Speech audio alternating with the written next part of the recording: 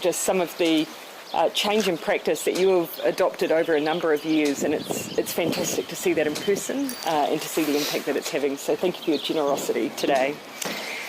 Nearly 3 years ago, the government and farming leaders announced a partnership that was the first of its kind in the world. He waka ika noa, our future in our hands. A proposal that committed government and the agricultural sector to work together to develop a plan that reduces emissions and prices methane and nitrous oxide at farm level by 2025. Today, that partnership has resulted in a pragmatic set of proposals that will reduce agricultural emissions, meet our 2030 methane target, and in doing so, enhance our export brand. We agree with He Waka Ika Noa and the Climate Change Commission that farm-level pricing presents the best opportunity to meet our emissions targets. The government has largely included the He Waka Ika Noa partnership proposal to price and reduce emissions, which the government has built on in the consultation document released today. The proposal as it stands means New Zealand's farmers are set to be the first in the world to reduce agricultural emissions, positioning our biggest export market for the competitive advantage that brings in a world increasingly discerning about the provenance of their food. I know once finalised, this will put New Zealand on the best possible footing going forward. The proposal would give New Zealand farmers control over their future, control over the way they make their reductions, the costs and their farming systems. Importantly, all money raised from charges on emissions will be recycled back into the system to fund further research, tools and technology, as well as farmer incentives in order to help reduce emissions. All revenue will go back into those goals. I know Minister O'Connor will speak to the specifics of this a bit more shortly. But for now, let me say this. Here we have a proposal to make our farmers not only the best in the world, but the best for the world. That has the potential to unlock an emerging and significant price premium for climate-friendly agricultural products and boost our export brand. It's a system the sector has come up with, which is largely being backed by the Climate Commission and the government. Let's all be open. This has not been done anywhere yet, and as with any first, it won't be perfect, and we're open that this proposal is not. But the objective to drive as much consensus as possible is important in getting a system set up that lasts the distance, and that importantly over time we can refine together to make sure it achieves our shared goals. I've been on 5 trade missions so far this year, and each and every one has had the issue of climate and food production and food security raised with me. Our recently incredibly high-value New Zealand-UK FTA locked in the most significant climate chapter in our trading history, and there is emerging evidence that the global marketplace plays premiums for carbon-neutral products that can increase profitability of some farms. I saw for myself the incredible interest in Silver Fern Farm's net carbon zero beef after we promoted it in the United States. There is such huge opportunity for New Zealand in the world right now if we get this right, and today shows that we are on the right track. And so I will support our primary sector to make this change, just as they have made changes to prepare for the future before. And I will continue to be their biggest advocate in the global marketplace because I genuinely believe that New Zealand farmers are the best for the world. Today I can conclude on this, another landmark day in New Zealand's transition to a low emissions future, on the delivery of a promise to price agricultural emissions from 2025 to say thank you. We now have to work through much more together via a consultation process to make sure that we get all the elements of the scheme right and how to make clear to each and every farm, including on sequestration and the levy setting process. In particular, I want to make clear that with dry stock, deer, sheep and beef farmers are more greatly affected by this proposal, that the government remains open to providing support, including transitional support. Let's talk about how we can make this system work. There are issues for us to work through to make that happen. But for now, let's look to how far we have come. Let's look to the certainty that has been found through a process of partnership for the benefit of every New Zealander now and for the generations to come, who will thank you for this action. Now I'm going to hand over to Minister Shaw, and then we'll conclude with Minister O'Connor, and then we'll be happy to take your questions. Tēnā koutou katoa. If we're serious about the climate crisis, we must reduce emissions urgently. Our government made a promise to cut agricultural emissions, and today we are taking a step towards that. Half of the greenhouse gases in Aotearoa come from our agricultural industry, and those gases, biogenic methane and nitrous oxide, are incredibly harmful to the atmosphere. They are causing more frequent and more severe floods, droughts and storms than we are used to. Farmers are on the front line of those extreme weather events. By 2025, we will become the first country in the world to introduce a system for pricing and reducing agricultural greenhouse gases. This is a challenge that has eluded and defeated successive governments for decades. Cabinet's preferred option for this can be ready by 2025. The proposal is essentially that put forward by the He Waka Eke Noa Partnership earlier this year, but it does contain some important improvements on that proposal. We've taken on board advice from the Climate Change Commission. We're seeking further feedback on some crucial issues, including how to treat fertiliser emissions. Cabinet considered a range of options, including a system based on managing the total volume of pollution allowed rather than managing the price.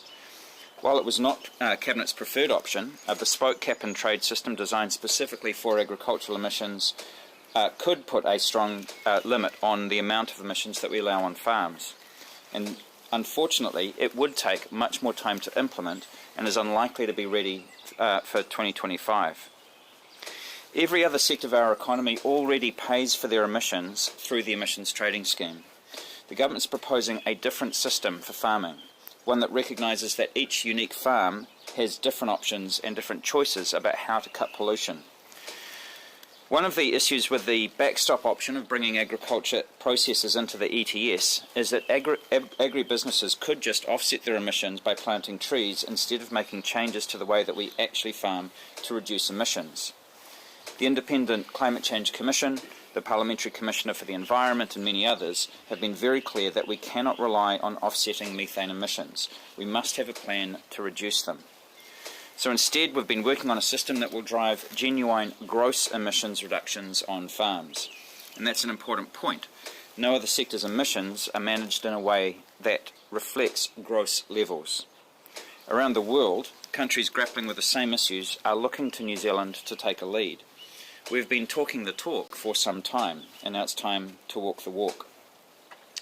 My priority as Climate Change Minister is and always will be effective emissions reductions policies to meet our legislative targets. Pricing emissions is a critical step. There is much more work to do to make sure that agricultural emissions come down at a pace required to prevent the climate crisis from getting any worse. We know that there is a huge amount that farmers can do to cut emissions by changing on-farm practices and moving to sustainable and regenerative systems. The window to tackle climate change and to limit catastrophic warming is vanishingly small, but it is still there. Whether or not we take that step will depend on our ability to make deep and lasting cuts to pollution right across the economy. The emissions reduction plan that we published earlier this year and the emissions budgets that it supports have put us on the right track, and is now down to every sector, including agriculture, to play its part and to deliver the low-carbon future that we are all relying on. Nō reira, tēnā koutou, tēnā koutou, tēnā tātou katoa. Minister O'Connor. Kia ora. Can I just acknowledge Kawaii Dairies? It's great to be here, to all the owners and people, to be on a farm that is innovative, that has done a lot to stay ahead of the curve, and they represent what is possible. Can I just say, I'd like to acknowledge sector industry leaders, my boss and Mr Shaw, for their commitment to a process that has been truly inclusive.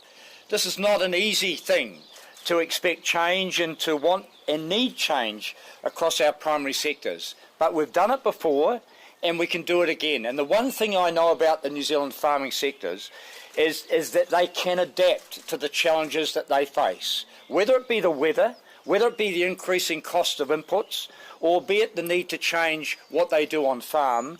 We can do this.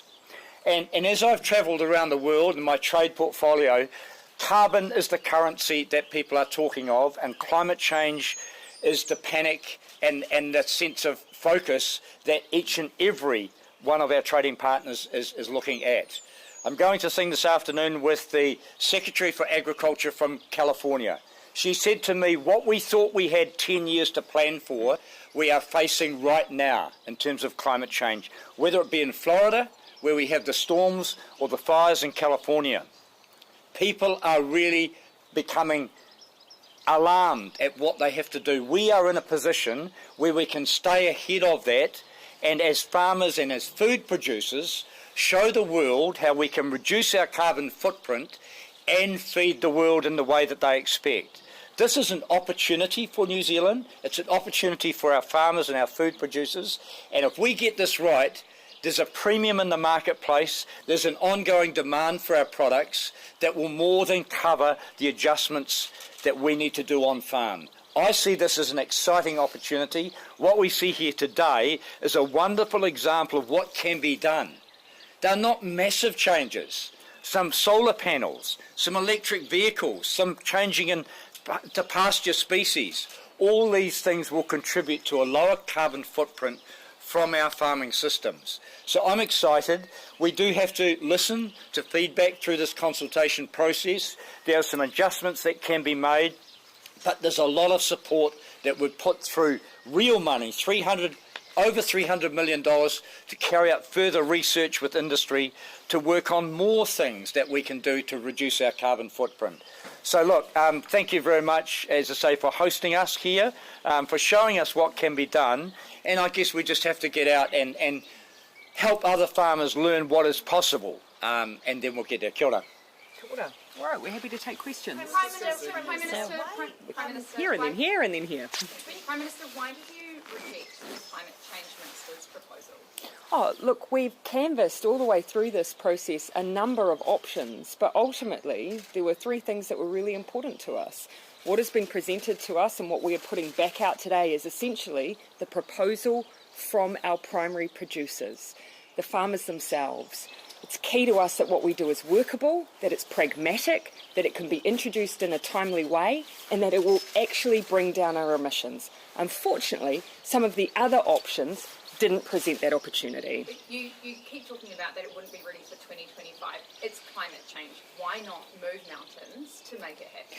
Oh, well, look, when it comes to alternate systems, there are just some things that functionally you would not be able to implement across the country in that time frame. This proposal that has gone out for consultation today originated from the sector. And that's because it is a pragmatic solution that helps us meet our targets, be the first in the world to do so, and can be implemented quickly.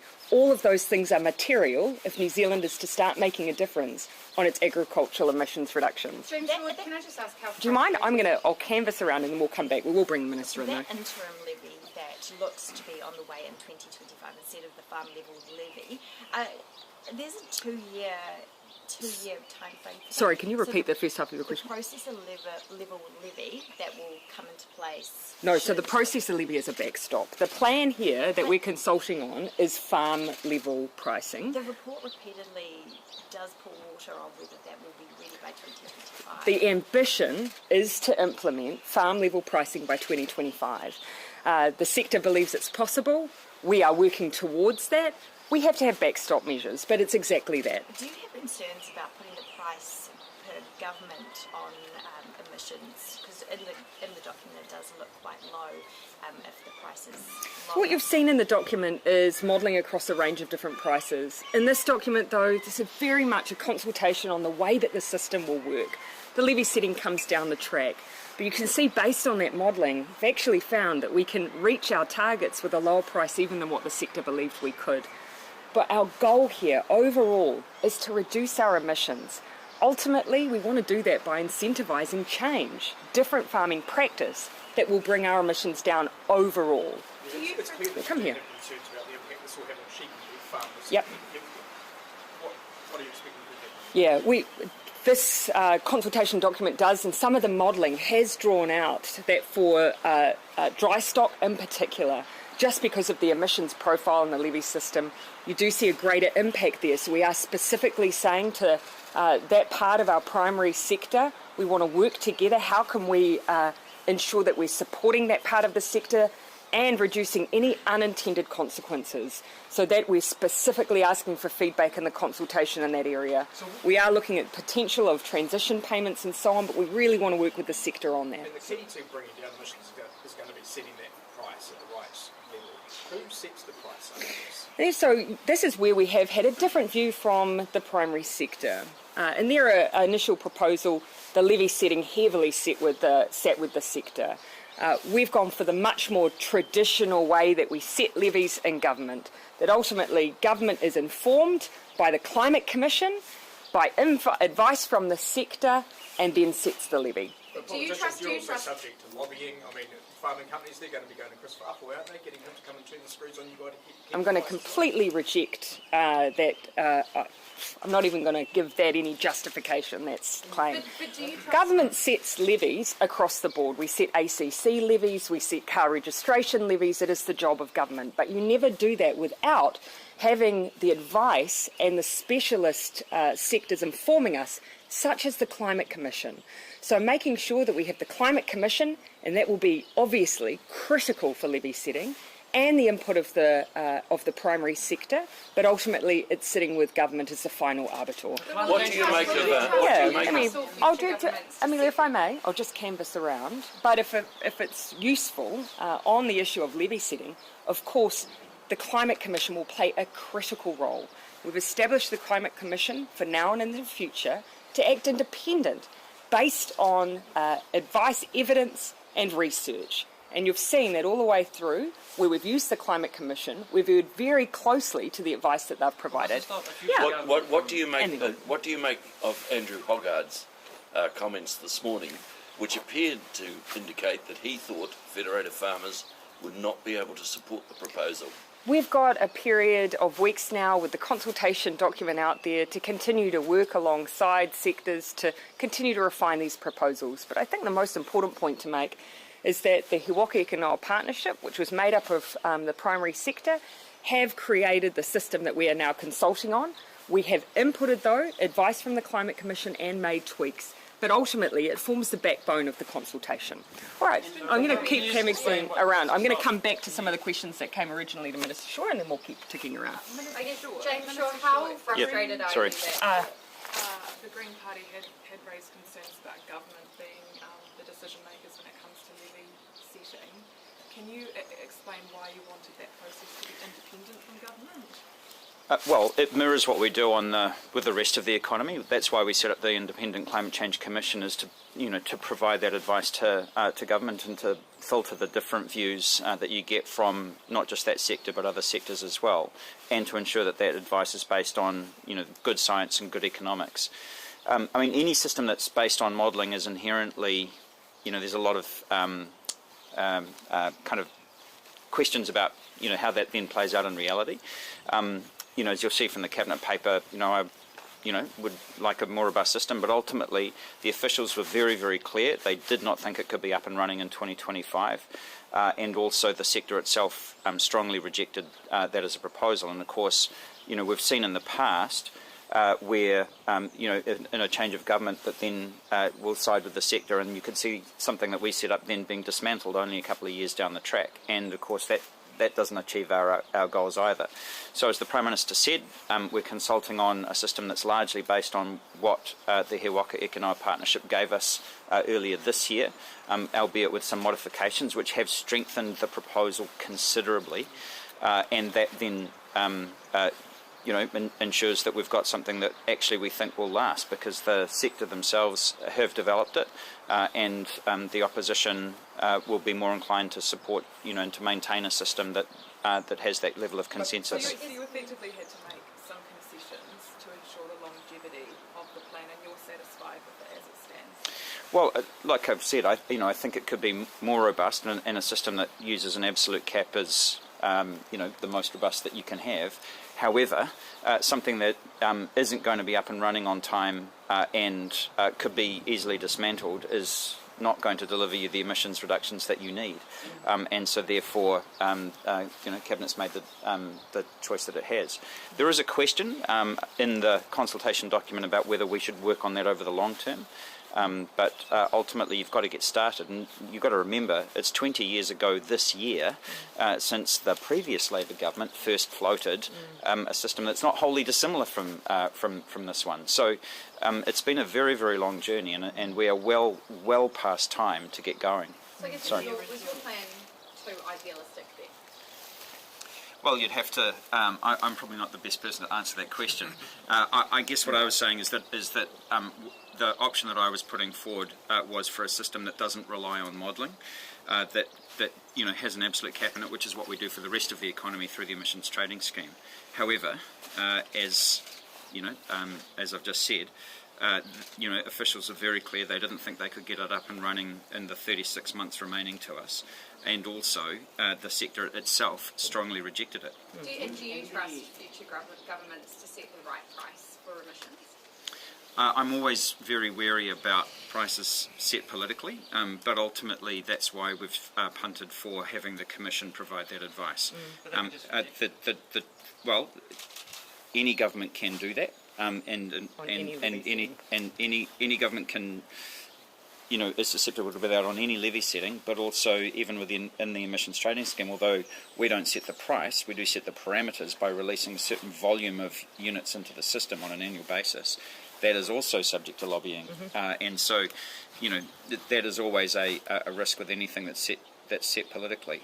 So the fact that we have the Climate Change Commission provides us the best possible guard against that. Would you describe this as a climate emergency response? No one else in the world is doing it, Bernard. In the original He Waka kind of proposal, or the final one that they put out earlier this year, only 1/4 of the marginal incentive to cut emissions came from the price. The rest was from the incentive payments. Do you have a sense of where that balance will lie in the proposal? Yeah, so as the Prime Minister said, we've run the numbers again that the sector gave us, and due to the way that we've done the modelling, we've actually got more confidence in those, and as the Prime Minister said, we actually think that what the modelling suggests is that we may even be able to hit the target with a lower price. We think that there's more of an impact than was originally given to us. Ultimately, the proof of this is always in the pudding, right? You've got to put the system in place. You'll have a year worth of data. You'll know whether or not the price is having an impact. That then goes into a review with the Commission and then with the government, and if you're a long way away from being on track towards targets, then you can change the price at that point. Can I just make an additional point on that, because it comes back to the Minister's absolutely right. Keep in mind the levy is all designed to bring down our gross emissions. We already have a target. The target is set. And so the Climate Commission, of course, will be giving advice on whether or not the levy is achieving what we all set out. So that target is not moving. Yes, we had to design a system to determine who ultimately would set the levy. We disagreed with the primary sector that it should sit with the sector. I think most people would understand why. We've come up with a formulation that demonstrates that at the heart will be the evidence and the science. But keep in mind, the thing that will guide everyone will be whether or not we're on track to meet our targets.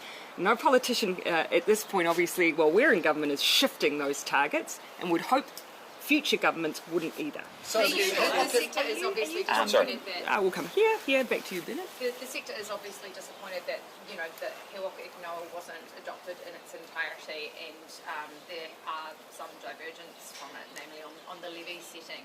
Are you open to budging on this plan? Yeah, look, this obviously is a period of consultation. And whilst, of course, what we're putting back out significantly aligns with what the sector have spent many months working through as a proposal, we did part way on the ideas that the levy should be set solely by the primary sector. But, of course, it's a consultation period. We will hear a range of views, and then early next year, come back then with final proposals. Just a question for... Yep, go ahead. Are you confident that this plan will hit not just our targets, but New Zealand's climate change needs? Sorry, what was the last? Will this hit not just our targets, but New Zealand's climate change needs? And you can, I don't know if you want to answer this with your Green Party hat on or climate change hat on. If they're different. Well, you tend to wear both hats at the same time. Look, the modelling suggests that we can hit our targets. Like I said, any system that's built-on modelling is inherently, got questions about it, but ultimately it's significantly more robust than the proposal that we received from the sector, earlier this year. You'll have to monitor as you go, because you're not going to know until the end of any given year the extent to which you're on track or off track. But ultimately, that's why you've got the Climate Change Commission then providing advice on whether levies should change in response. Mr. O'Connor, Yeah. the sequestration issue, how much wiggle room have you got in there? Is that able to be negotiated more? Because they're certainly unhappy about it at the moment.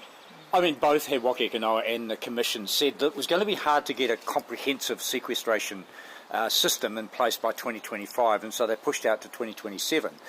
We still believe that we can bring sequestration in before 2025, but there are issues around the aggregation of small lots. If they're under 1 hectare, can someone on a farm, aggregate them up and then claim the sequestration? Those are the things that we'll be looking for feedback on through the consultation process. Yes, there is some wriggle room. There are things like soil carbon, which are technically quite challenging, and there's a lot of international debate on that. But, we will continue to look at those things. But as was said by both those organisations, having that completed by 2025 may be difficult. So that's why they said by 2027. So we can Are you confident that every farm in the country is going to be able to have a farm environmental plan by 2025? Absolutely. In fact, by the end of this year, they'll have their numbers. And The numbers in there. when you see these numbers, and when farmers get these plans in their hands and know what they can adjust to improve things, I know they will do that.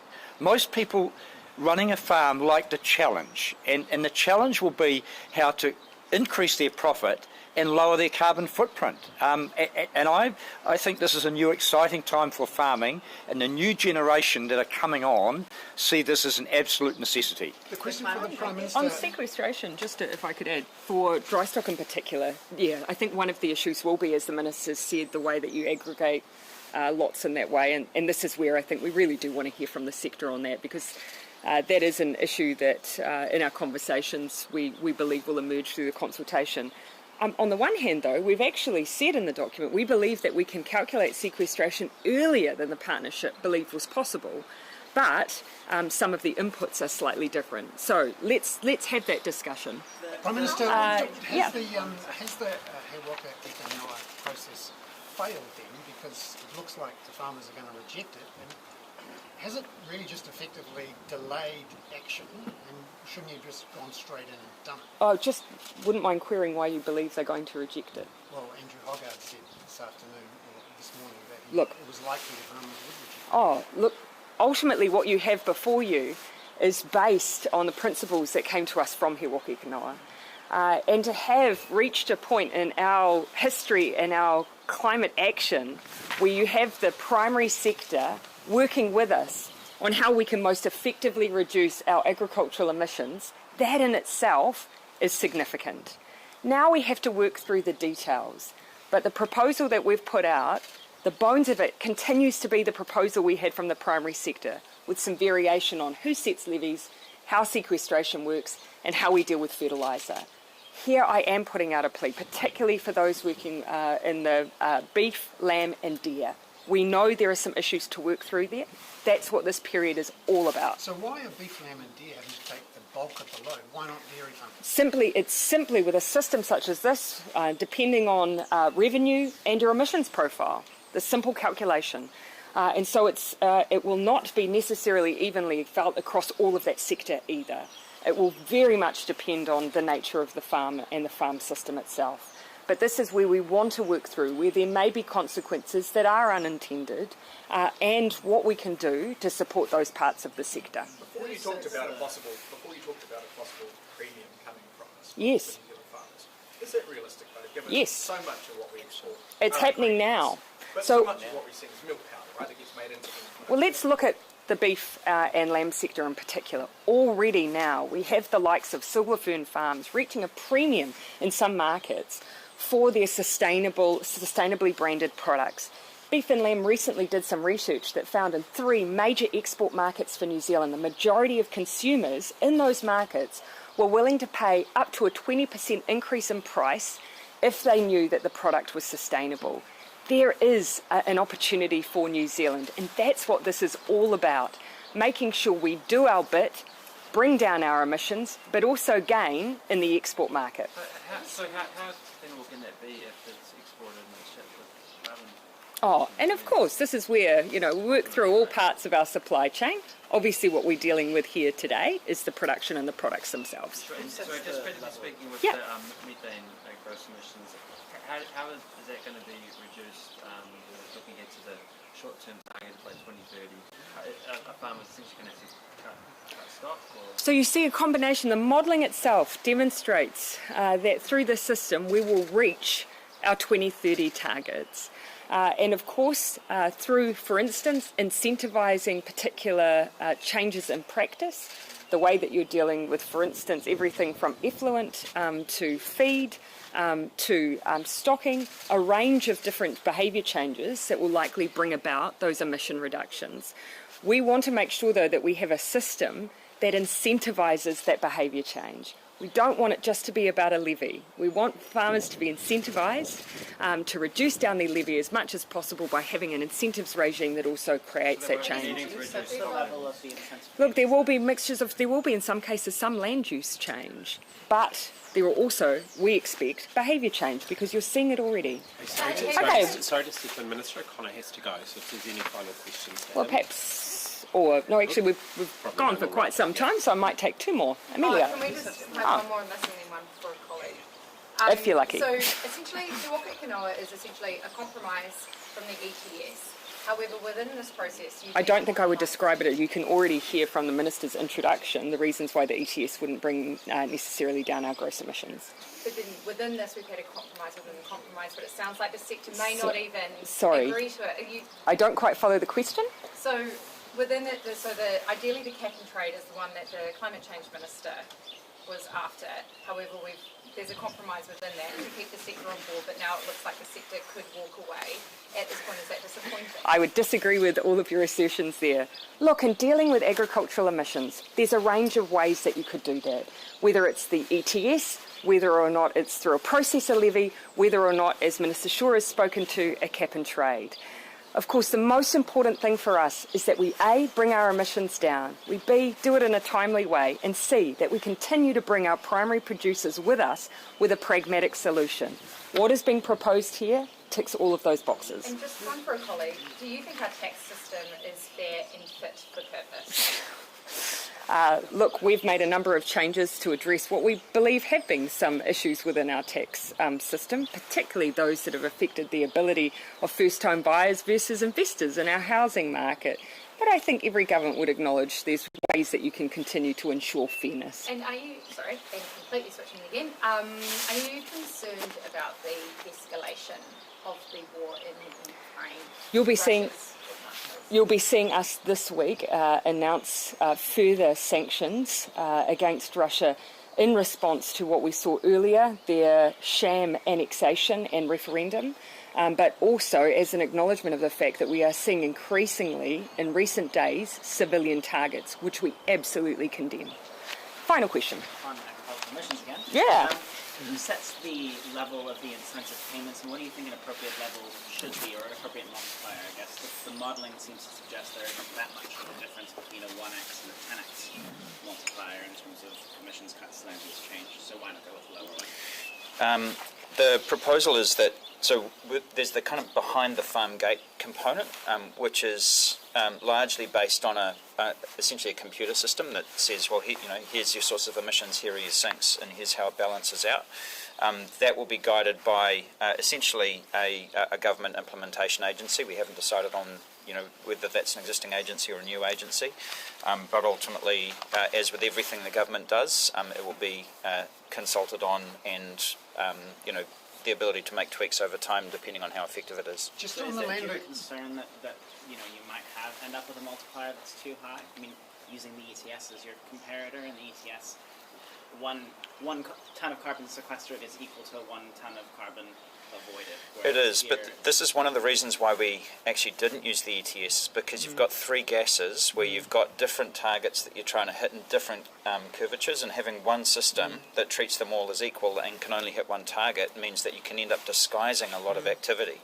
And so actually having bespoke solutions that for each of your gases, where you've got different pathways and different targets to hit, is actually a more robust system. When you still want just a multiplier that's one that's equivalent to the amount of emissions avoided, essentially, within each gas pathway? Well, I think the important thing is to, and this is, what the modelling suggests, is that that you set the price at the point that it is effective,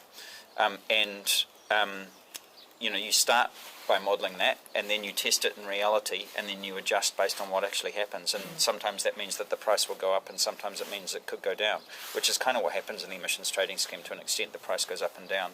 Isn't there a danger with the load falling on sheep, beef and deer that you end up with an accidental major sequestration problem, i.e. they all just convert to pine forest and suddenly you actually got lots of sequestration when perhaps you want it? Well, other parts of the system are designed to prevent that. You will have seen Thursday last week, for instance, our announcement on dealing with afforestation, making sure that councils, for instance, play a role so that we don't have large-scale conversion in parts of the country where that's not the most appropriate use of land. Okay, thank you, everyone. I've seen a few in my time. Come on, get there.